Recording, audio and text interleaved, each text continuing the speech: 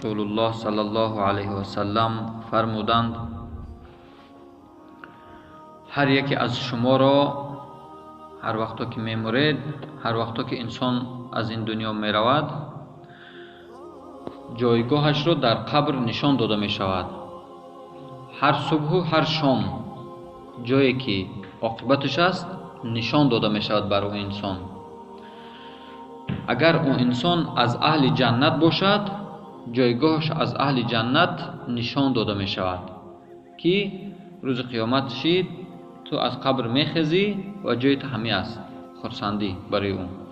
و اگر از اهل دوزخ باشد، همون جایگاهی که در دوزخ قرار میگیره همون را نشان داده میستن بر اون هر صبح و هر شام تا که حسرتش زیاد شدن گیره.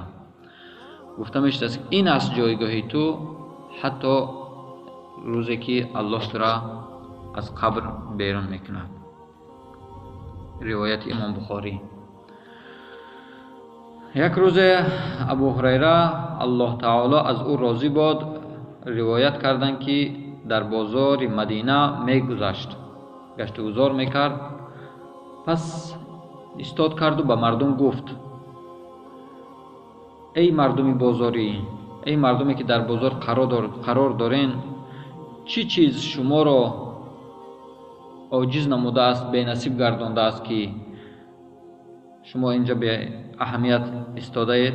گفتند ای ابو هریره، از چی چیزی ما یعنی بے پروا هستیم؟ گفت میراث رسول الله صلی الله علیه و سلم تقسیم می شود، شما باشین در اینجا بے پروا گشت و گذار میکنید. آیا نمی روید به مسجد از میراث رسول الله صلی الله علیه و سلم بهره ببرید، به خود سهم بگیرید، نصیبه بگیرید؟ گفتند در کجاست؟ گفت در مسجد. پس بازاریان وقتی که این سخن شنیدند به سرعت دوان به طرف مسجد دویدند، رفتند و برگشتند. آمدند که ابو هریره رضی الله عنه هازم در همونجا ایستاده است. گفتند که چی شد؟ از مردم پرسید که چی شد؟ گفتند که ما مسجد رفتیم، در اونجا یگان میراث ندیدیم که از رسول الله صلی الله علیه و سلم تقسیم شده باشد. با آنها گفت آیا در مسجد کسی را ندیدید؟ گفتند دیدیم. گروهی را دیدیم که نماز میخواندند، یک گروه مردم تلاوت قرآن میکردند، گروه مردم یک گروه دیگر از حلال و حرام صحبت میکردند، موعظه میکردند. صحبت های علمی، موعظه های علمی بود. و ابو هریره رضی الله عنه با آنها گفت وای بر شما، این همان میراث رسول الله صلی الله علیه و سلم است، چنانه که خود علیه السلام گفته بودند ان الانبیاء لم یورثوا دینارا ولا درهما ولکن ورثوا العلم.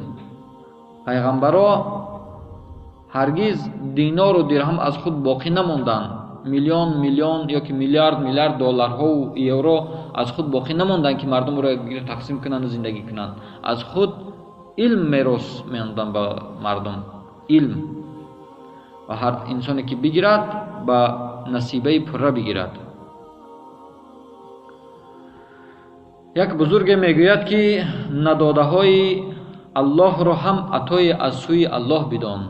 وقتی که الله به تو یک چیز میخواهی نمیتید، کوشش میکنی که همون چیز به دست بیاری، به تو نمیتید، به تو نصیب نمیکند، نمیرسد، این هم عطای از الله بدان.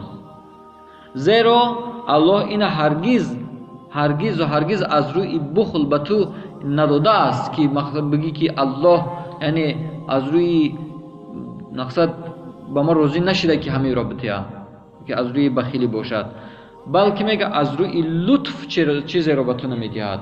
اون چیزی که به تو خیر نیست به تو نمیدهد، تو طلب میکنی اما تو خبر نداری که در همون چیز آیا خیر تو هست یا که نیست. مثلا یک انسان میخواد یک ماشین بگیره، کوشش میکنه همون ماشین گرفته نمیتونه، بسیار قهر میشه که همین ماشین من گرفته نتونستم. اون نمیدوند که الله یعنی برای همه انسان لطف کرده که همون ماشین برای همه انسان خیر نیست که در همین نصیب ندیده، برای آینده انسان خوب نیست. الله همه کارش از روی لطف و مهربانی است. یک مرد از حسن بصری رحمه الله پرسید: ای ابو سعید، آیا تو مؤمن هستی؟ آیا تو به الله ایمان داری؟ مؤمن هستی؟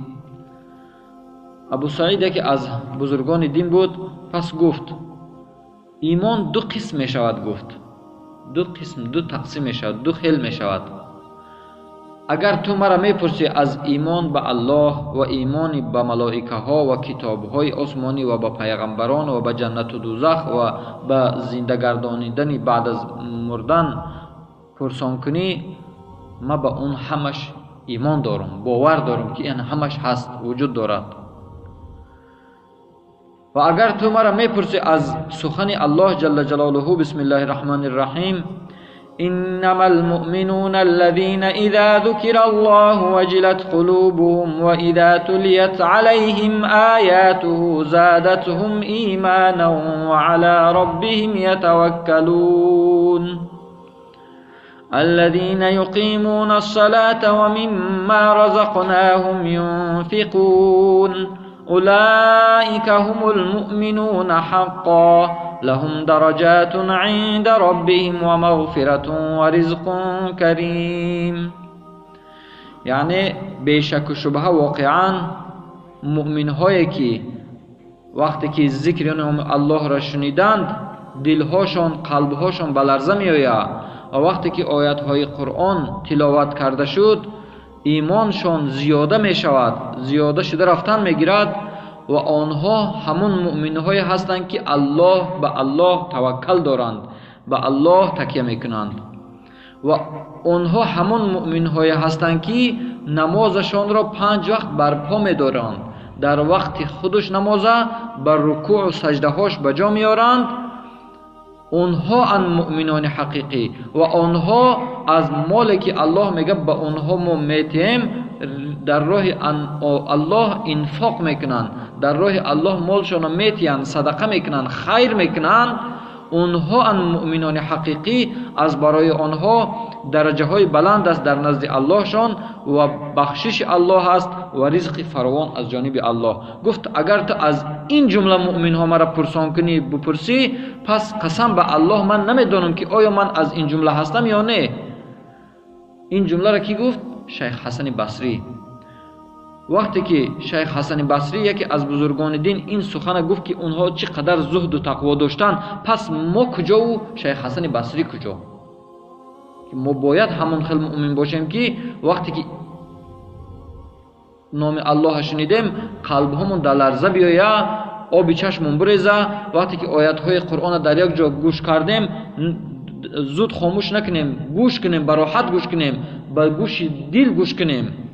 انا او وقت انسان 5 وقت نماز در وقتش بخونه، انسان در راه الله از مالی که الله به او عطا کرده صدقه و نفقه کنه، اون هست مؤمن حقیقی. الله ما و شما را از همون جمله مؤمن ها گرداند. میگه آیا میدانی که چی است تاریکی 5 گانه؟ 5 نمود تاریکی است میگه و هر یک تاریکی به خودش چراغ داره، روشنی داره.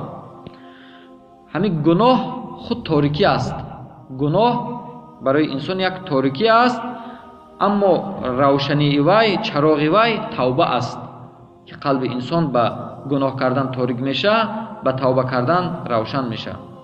و قبر برای هر یک انسان تاریکی است و روشنی قبر برای انسانی که بخواه که قبرش روشن شود تا روز قیامت روشن باشه، روشنیش نماز است. میگه همیشه نماز بخونه، به راحت نماز بخونه، به صدق و به اخلاص تام نماز بخونه.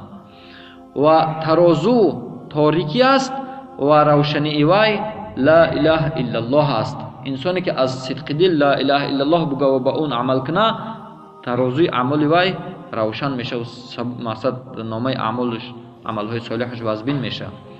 و میگه پل صراط تاریکی است و روشنی وی یقین است. انسانی که یقینا به الله ایمان داره، ذره در وجود الله شک شبهه نداره، در قدرت های الله ذره شک شبهه نداره، پل صراط همچنان مثل برق میگذره، مثل نور یک سرعت زود قطع میگذره، خبر نمیشه در جنت ایستاده است.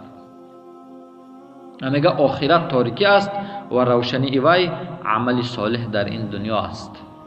یک روایت هم است که رسول الله صلی الله علیه وسلم گفتن که وقتی که انسان در قبر مانده میشه و اهل و عیالش گشته میآیند، یک نفر میاد در نزدش با لباسهای خوب، میگه تو کی هستی؟ میگه من همون عملهای صالحت هستم که در دنیا انجام میدادی، تا روز قیامت با تو هستم که تو یعنی محزون نباشی، غمگین نباشی.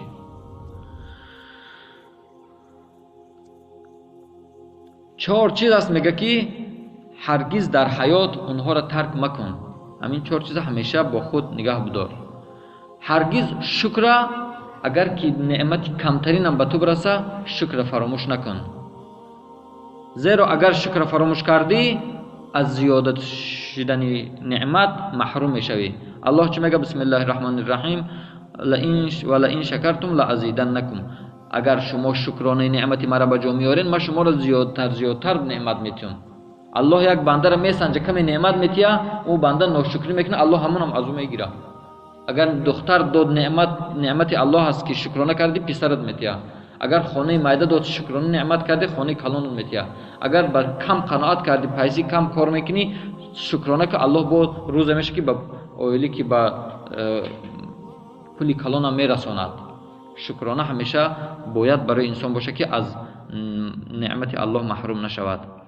دوم، هرگز میگه ذکر الله ترک مکن، زیرا که اگر ترک کردی، از این که الله تو را ذکر کنه محروم میمونی. بسم الله الرحمن الرحیم فاذکرونی اذکرکم. الله میگه پس ذکر کنید، مرا یاد کنید، من شما را یاد میکنم. همیشه الله در هر جا، در هر حالت، والله بالله تعالی قسم های حانسی است، نعمت های همیشه الله ذکر کن. بس سبحان الله، الحمدلله، الله اکبر، استغفر الله، ولا حول ولا قوة الا بالله. همیشه از قلب، از صمیم قلب الله هر مشکلی داری و از بهترین مشکلات تو را برآورده میگردونه، زیرا که دنیا در تصرف الله است. این چیزی است که ما در تجربه حیات خودمون دیدیم و تا این روز دیدستیم. این چیزا میگه هرگز دعا را فراموش نکن، ترک نکن. اگر ترک کردی، از قبول دعا محروم میشوی. الله چه میگه؟ بسم الله الرحمن الرحیم ادعونی استجب لکم. از من طلب کنین، دعا کنین، ما دعای شما را قبول میگردانم. هرگز انسان در هر حالت دعا را صدقا فراموش نکنه. و میگه چهارم، استغفار ترک مکن. اگر ترک کردی، از نجات محروم میمونی. هر کسی که در هر مشکلی که بند میمونه، میافته، در یک جای وزبینی، در یک جای تنگی، استغفار زیاد طلب کنه، الله وعده داده که او را از همون وزبین ترین و از مشکلی ها میرورشه. این وعده الله هست. این را انسانی که میدونن در اون حالت واقع شدن، به همون استغفار از همون حالت ها برآمدن. هرگز فراموش نکنیم. یک مرد میگه ابن عباس پرسید، این برای گمان نیک داشتن به الله ذوالجلال است. یک مرد از ابن عباس، عبدالله ابن عباس رضی الله عنهما پرسید که کی است روز قیامت مردم حساب کتاب میکنه؟ گفت کنین گمان نیک به الله. گفت کی مردم روز قیامت حساب کتاب میکنه؟ نامه اعمالشون. گفت الله حساب کتاب میکنه. گفت که قسم بر رب کعبه که نجات یافتیم، قسم به الله که نجات یافتیم. وقتی که الله مرا حساب کتاب کنه، با وجود چقدر گناهگار بودن من، وقتی که من الله یگانه را میشناسم، مرا نجات میتیه، نجات یافتیم ما. یک اعرابی را پرسیدن، عربهای بادیه نشین که از شهر دور بودن، عربهای بادیه نشین پرسیدن که تو میموری، تو فوت میکنی، پس گفت پس با کجا میرم؟ وقتی که من میمرم کجا میرم؟ جای من کجاست؟ گفتم به سوی الله میری. گفت در این دنیا از الله بجز خیر دیگر هیچ چیز ندیدیم، فقط خیر دیدم از الله، یکم ذره ما بدی از الله ندیدم. اعرابی به همون به علمش گفت که من از الله ذره کاری بد ندیدم که در حق ما یک بدی کرده باشه، فقط خوبی دیدم از الله.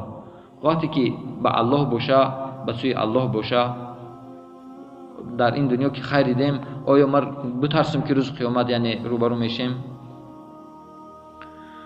وقتی که یک جوان میگه وقتی احتضارش، وقتی مرگش نزدیک شد، مادرش پرسید، پس گفت ای مادر، اگر حساب و کتابی ما در روز قیامت در دست تو باشه، تو چی کار میکنی؟